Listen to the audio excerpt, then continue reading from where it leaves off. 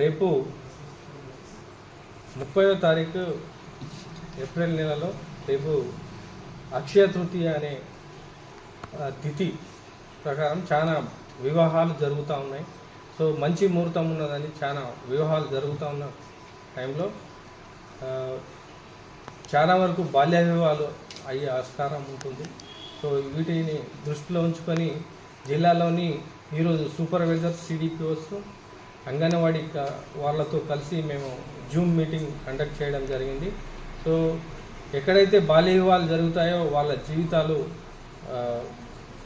నాశనం అయిపోతాయి. అలాంటి టైంలో పిల్లల యొక్క వాళ్ళ హక్కులను కాపాడవలసిన బాధ్యత ప్రతి ఒక్కరిపై ఉంది. కాబట్టి ఇలాంటి సంఘటన 18 సంవత్సరాల లోపు అమ్మాయి, 21 సంవత్సరాల అబ్బాయి, ఇలాంటి వయసుకు తక్కువ ఉన్నటువంటి ఎలాంటి పెళ్ళిళ్ళు ఎక్కడ ఉన్నా కూడా ఈ విషయాన్ని 109 టోల్ ఫ్రీ నంబర్కు తెలియజేయవలసిందిగా జిల్లా వాసులందరినీ విజ్ఞప్తి చేయడం జరుగుతుంది. సో దీంతో పాటు మనకు బాల్య వివాహ ముక్త్ భారత్ మన ప్రభుత్వం ద్వారా మనం చేస్తున్నాం. కాబట్టి ఈ 2030 వరకు బాల్య వివాహాలు లేనటువంటి భారతదేశంగా కృషి చేయడానికి అందరు సహకరించాలని, ముఖ్యంగా ఎక్కడైతే బాల్య వివాహాలు జరుగుతాయో వాళ్ళ జీవితాల్లో చిరునవ్వును వాళ్ళు కోల్పోతూ ఉంటారు.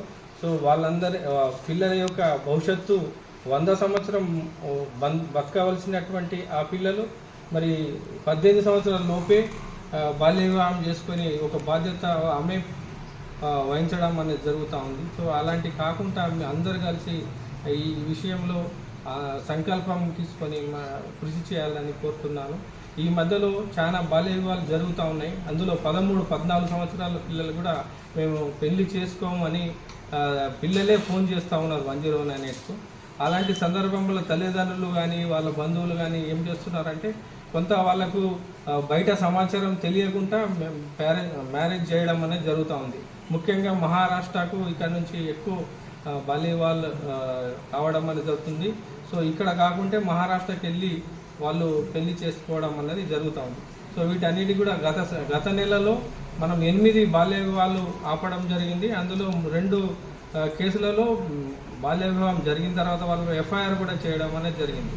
సో అది వెంటనే అప్పుడప్పుడే మనము ఎఫ్ఐఆర్ చేసి వాళ్ళకు చాలా ఇబ్బందులు పెట్టడం కంటే అంతకంటే ముందే బాల్య వివాహం తెలిసినట్టయితే వాళ్ళకి కౌన్సిలింగ్ చేసి మాట్లాడి జీవితం గురించి వాళ్ళకు ఇంకో అవగాహన కల్పించి పిల్లలను ఇలాంటి స్థితి నుంచి కాపాడాలని జిల్లా వాసులందరికీ తెలియజేయడం.